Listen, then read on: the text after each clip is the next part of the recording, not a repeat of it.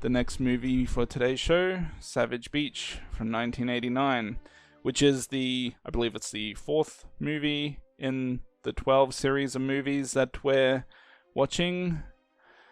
Now this one is it's got the same DEA agents from the previous movie, and they're flying cargo, and they have to make an emergency landing on a remote island in the Pacific where there's several different bad guys or different people who are looking for this World War II gold treasure. And as you can tell or expect, things happen. You get some action in more ways than one. But, yeah, I mean, to be honest, there's not a whole lot more to say. There wasn't already said when we watched the previous one, Picasso Trigger. But I think this one had a little less continuity than the previous movie did. And maybe that hurt it just a little bit. Not a whole lot, because when you go into this type of movie, you know what you're getting. You're getting some hot women, you're getting some action, you're getting some crazy but also silly generic type bad guys or plots, and yeah, it's a movie that's a bit all over the place, and to be honest, a lot of the movies in this series are, but you can kind of just enjoy it for what it is and not expect anything more than what you've already seen in the previous movies. Yeah, so I happen to think this was slightly better than Picasso Trigger, if only because I thought portions of Picasso Trigger were somewhat convoluted. There's just a bunch of characters, a bunch of plot lines. This one seems a lot more streamlined, which may not necessarily make it feel like a amazing movie, and it's not. It's not as good as How Ticket to Hawaii anyway. But it's, I think it's, based on the movies I've seen from this guy, it's probably my second favorite so far. I did really hate the whole subplot about one of the agents having a father who disappeared during World War II, and oh hey, this just happens to be a guy who might know something about that. Oh boy, that's exciting.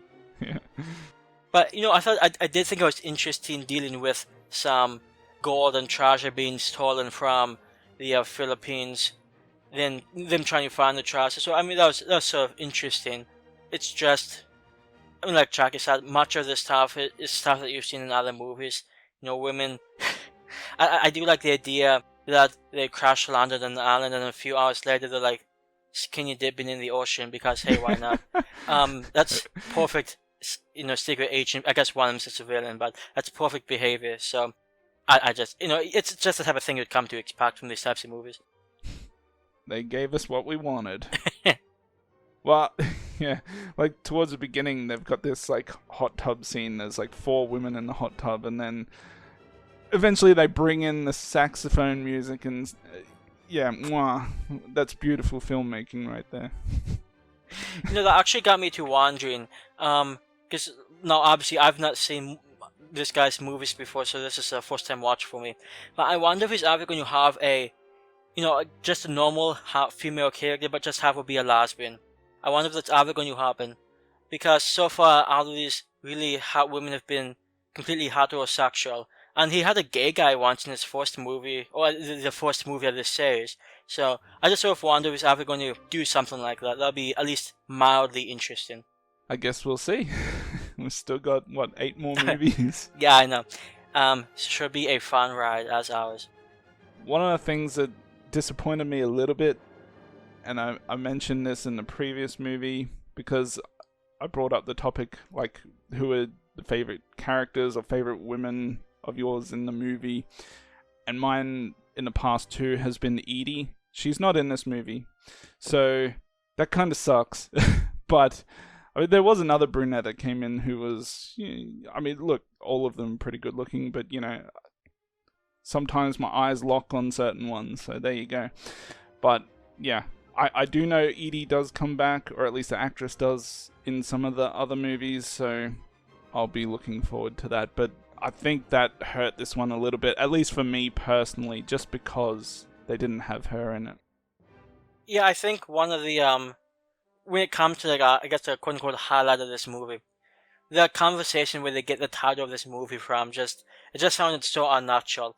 They're talking about a ship that had gold in it and how it crash landed on an island. Like one of the women said, it hit such a savage beach, which it didn't sound like a natural type of dialogue, and it just seemed, hey, let's throw that in because hey, that can be the name of the movie, and it just sort of cracked me up a bit when that scene came on. There is some impressive innuendo though in the movie, especially this one scene where they're talking about a gun. Like, I don't remember exactly what the exchange was, but they're like, "Oh, are you able to handle this big gun?" And she's like, I don't care so much about size as I do performance. And they go back and forth like a little too long to the point where it's just so comical. But yeah, but how about when it shoots? It's like, yeah. Oh. Even I was mildly turned on by that, so there you go. Yeah. Anyways, yeah, look, if you've seen any of at least the previous two movies, I don't think you'd be too disappointed in this one, even though it may not be the best. And I do think that there's quite a bit of action. It takes a little while, but once everybody hits the island, there's a decent amount of action toward the end too. So it's somewhat generic, but it can still be a bit of fun. Yeah. Yeah. So this one, look, it's certainly not the worst one out of the first four. I think I would still prefer to watch this over Malibu Express, just because I just prefer the late 80s feel to this one as opposed to like Malibu Express. That was, I believe, mid 80s, like 85, something like that. But like I said in the earlier reviews, that movie felt almost 70s-ish for me. So it just didn't speak to me as much as the movies from the 80s, or the ones that feel like they're from the 80s. So to be honest, I'm not sure if I would say I prefer this one over Picasso Trigger, and like I said, that's mainly to do with some of the characters, but it's still more or less very similar to that, so I'm going to give this one a 6 out of 10. Yeah, I think when it comes to this guy's movies, they pretty much, aside from Malibu Express, which was certainly the least enthralling out of all of them, they've all been pretty much around the same. I liked How Ticket to Hawaii the best, but I would even call the one a quote-unquote gold movie. So I'm thinking just giving this one a 6 out of 10.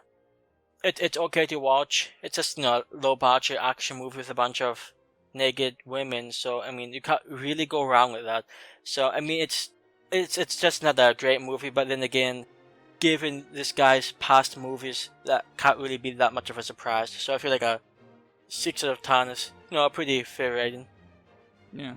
And if you're a teenager, there's plenty of fun to be had with these movies. And if your teenager is 10, it's cool, guys. Yeah. Watch a movie with pants on.